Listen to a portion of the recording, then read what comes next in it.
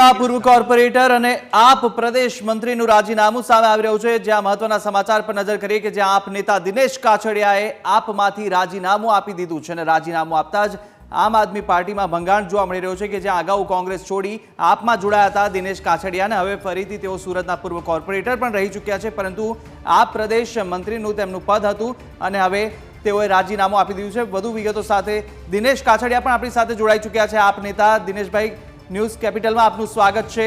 જે રીતે હાલ સમાચાર પ્રાપ્ત થયા છે, આપે આપમાંથી રાજીનામું આપી દીધું, એવું કયું કારણ રહ્યું હતું કે જેને કારણે રાજીનામું આપવું પડ્યું? કારણ તો એવું કોઈ હતું નહીં, પણ મને મારી જે કામ કરવાની રીત છે એ કામ કરવાની રીત આમ આદમી પાર્ટીમાં અત્યારે હું કરી નહીં શકતો હતો અને મારા વિસ્તારના લોકોના જે કામ છે એ કામ કરવામાં ક્યાંક ને ક્યાંક ચૂંટાયેલા જનપ્રતિનિધિઓ હાલમાં આમ આદમી પાર્ટીના હતા, એ પણ ભાજપમાં ચાલ્યા ગયા છે અને વિસ્તારના લોકો કામથી વંચિત રહ્યા છે। એટલે હું એવું વિચારું છું કે રાજીનામું આપીને માત્ર ને માત્ર મારા વિસ્તારના લોકોના કામ કરું। 1.5 વર્ષ જેટલું સમય બાકી છે કોર્પોરેશનના ઇલેક્શનનો, એ પહેલા એમની જે ફરિયાદો છે એ તમામ ફરિયાદોમાં હું ખરો ઉતરું અને મારા વિસ્તારના લોકોના કામ કરી શકું। તો આપ પૂર્વ કોર્પોરેટર પણ રહી ચૂક્યા છો, પરંતુ તે છતાં પણ આપ જ્યારે પક્ષમાં વિરોધ પક્ષમાં બેસતા હતા ત્યારે આપે જે પ્રશ્નો ઉઠાવવા જોઈએ તેમને ઉઠાવ્યા ખરા, તેને લઈને પણ અનેકવાર આંતરિક વિખવાદ સુરતમાં સામે આવ્યો હતો। શું તેને લઈને પણ આપ ક્યાંક ને ક્યાંક નારાજ છો પાર્ટીથી? હું એવું કહી શકું કે હું જયારે આમ આદમી પાર્ટીમાં જોડાયો ત્યારે અહીંયા જે મારા ઇલેક્શન હાર્યા પછી 4 જણા આમ આદમી પાર્ટીના ચૂંટાયા હતા, એમની પાસે ખરેખર મારે અપેક્ષાઓ હતી કે મારા વોર્ડ નંબર 5 જે ઇલેક્શન વોર્ડ નંબર 5 આવે છે એ વિસ્તારના કામો થશે, એ વિસ્તાર સારો બનશે, મારા વિસ્તારના લોકોના જે કામો અધૂરા રહ્યા છે એ કામો પૂરા થશે। પરંતુ થોડા જ સમય પછી 3 કોર્પોરેટર ભારતીય જનતા પાર્ટીમાં જોડાયા અને 1 કોર્પોરેટર આમ આદમી પાર્ટીમાં રહ્યો। મારા વિસ્તારના લોકોના કામ એક પણ હાલની પોઝિશનમાં થતા નથી। ગયા બજેટમાં પણ એક પણ કામ મારા વિસ્તારમાં મંજૂર થયું નહીં।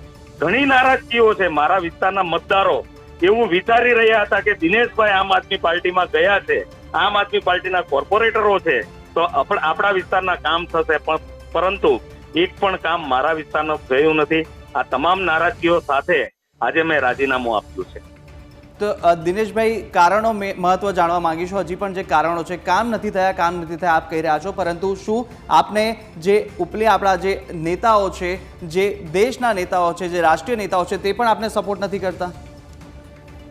હું એવું માનું છું કે હું એક એવો વ્યક્તિ છું કે આમ આદમી પાર્ટીના કોઈ પણ વ્યક્તિ ઉપર દોષનો ટોપલો નાખવા નથી માંગતો, કારણ કે મારી પોતાની તાકાત એટલી હતી। હું 5 વર્ષ કોર્પોરેટર રહી ચૂક્યો છું।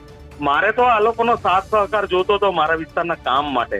એમણે મને ક્યાંય બ્રેક નથી કર્યો, પરંતુ જે વિસ્તારમાં કામ થવા જોઈએ એ થયા નથી।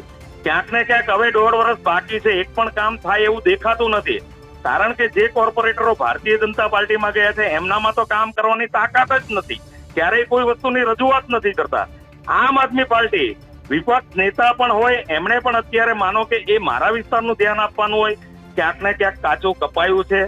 તેથી હું ઘણો નારાજ છું અને મારે એટલું જ કહેવાનું છે, કોઈ કાર્યકર્તાઓનો પણ ક્યારેય દોષ નથી રહ્યો કે કોઈ આગેવાનોનો પણ દોષ નથી રહ્યો। હું પોતે એવું સ્વીકારું છું, મારો પોતાનો દોષ રહ્યો છે, હું કામ કરાવી નથી શક્યો। તો પ્રદેશના જે પ્રમુખ છે ઈસુદાનભાઈ છે, તે પણ આપને સહકાર નતા આપતા? શું તેમને પણ વાત આપની કરી હતી, અગાઉ રજૂઆત કરી આપના પ્રશ્નોને લઈને?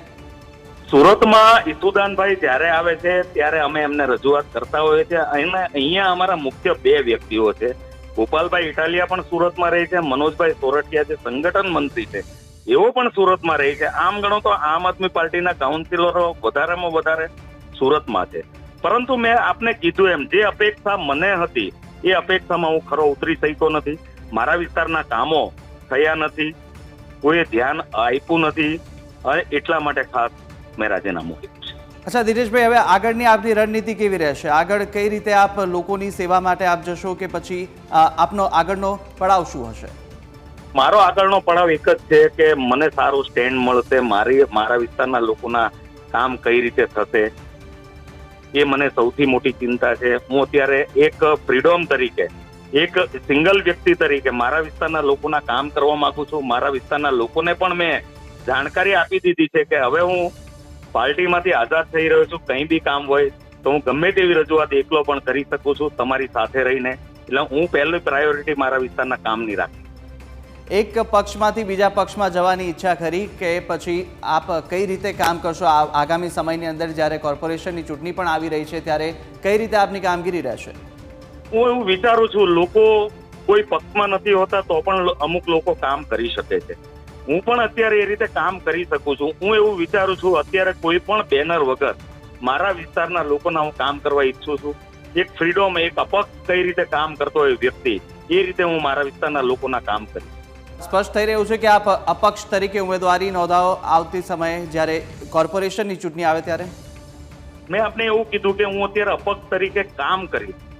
જ્યારે ઇલેક્શન આવશે ત્યારે મને શું લાગે છે, શું મારે કરવું જોઈએ, એ નિર્ણય હું એ સમયે લઈશ. જી દિનેશભાઈ, બીજો એક હજી પ્રશ્ન થાય છે. સુરતની વાત કરીએ, સુરત દક્ષિણ ગુજરાતની પણ જો વાત કરીએ તો દક્ષિણ ગુજરાતની અંદર આદિવાસી બેલ્ટ છે અને આદિવાસી બેલ્ટની અંદર આમ આદમી પાર્ટીએ જ્યારે ખાતું ખોલાવ્યું હતું ત્યારે ત્યાંથી પણ સારો એવો પ્રતિસાદ મળ્યો હતો. પરંતુ આ સમયે એક પ્રદેશના જે નેતાઓ હોય છે તે તૂટતા જોવા મળી રહ્યા છે. ક્યાં આમ આદમી પાર્ટી આગળ ઇલેક્શનની અંદર કોઈ સ્ટેન્ડ લઈ શકશે સારો? હું એવું માનું છું, આમ આદમી પાર્ટીમાં પાર્ટી ખરાબ નથી હોતી, અંદરના વ્યક્તિઓના ક્યારેક ડિસિઝનો ઉલટફેર હોય છે. જો મુખ્ય માણસો જે છે આમ આદમી પાર્ટીમાં અત્યારે પ્રદેશ પ્રમુખથી લઈને મોટી ટીમ જે છે એમણે સારા નિર્ણયો લેવા જોઈએ. કોનામાં કોને કાર્ય કરવાની શક્તિ કેટલી છે, કોણ કેટલા જોરથી કામ કરી શકે એમ છે, લોકોની વચ્ચે કોણ વધારે ગયા છે, કોની કેવી શક્તિ છે, એ જો ઓળખવાની તાકાત મળી જશે ને ત્યારે આમ આદમી પાર્ટી સૌથી આગળ હશે એવું લાગે. તો દિનેશભાઈ, અગાઉની વાત કરીએ, આપ કોંગ્રેસ છોડીને આમ આદમી પાર્ટીમાં આવ્યા હતા. હવે આમ આદમી પાર્ટીને આપ જ્યારે છોડી રહ્યા છો ત્યારે સ્વાભાવિક છે ને એક પક્ષ તરફ આપનો ઝુકાવ રહેશે કે કોઈ આકર્ષિત થતું હશે? નહીં, હું એવું મેં આપને પહેલું જ કીધું કે હું અપક્ષ તરીકે કામ કરીશ, સુરત શહેરના લોકોના કામ કરીશ, મારા વિસ્તારના લોકોના કામ કરીશ. બસ આ જ અપેક્ષા છે મારી પર. દિનેશભાઈ, આપ ન્યૂઝ કેપિટલ સાથે વાત કરવા બદલ આપનો આભાર. તો દિનેશભાઈ કાછડિયા હતા કે જેઓ હાલ આપમાંથી રાજીનામું આપી દીધું છે. તેઓએ પૂર્વ સુરતના કોર્પોરેટર તરીકેની જવાબદારી પણ નિભાવી છે અને સાથે સાથે તેઓ પ્રદેશના મંત્રી પણ હતા. જો કે હાલ તેઓએ આમ આદમી પાર્ટીમાંથી રાજીનામું આપી દીધું છે અને તેને લઈને ક્યાંક રાજકારણમાં હલચલ પણ મચી જવા પામી છે.